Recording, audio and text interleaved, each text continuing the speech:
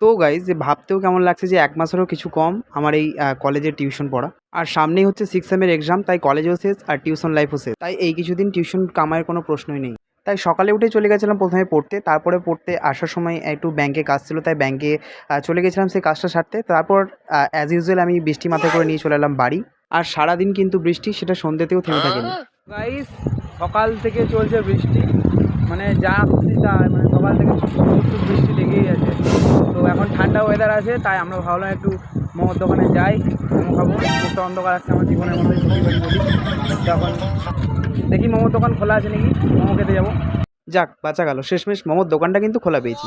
তাই বলে দিলাম একটা স্টিম মোমো। তো স্টিম মোমোটা আমার হাতে চলে এসছে, আর হাতে আস্তে আস্তে সেটাকেও সালটে দিয়েছি। আরে ওটা স্যুপ ছিল না, জল ছিল, আমি ২ কাপ স্যুপ মেরে দিলাম।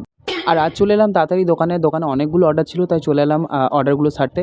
আর আমি তো রুটি ডিপার্টমেন্টে থাকি, আমি রুটি করছিলাম।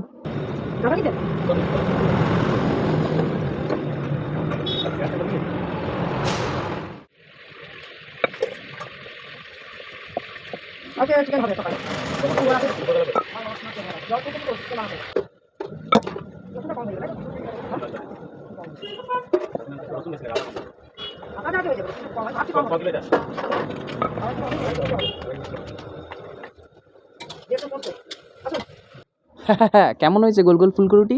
অবশ্যই কমেন্টে জানাও। তারপরে ৩ কিলো আটার রুটি কমপ্লিট করে আমি বসে গেলাম একটু রেস্ট নিতে। আর ডিনারটা সারলাম আজকে আমি মাটন দিয়ে। তো আজকের দিনটা ছিল এরকমই। Bye bye.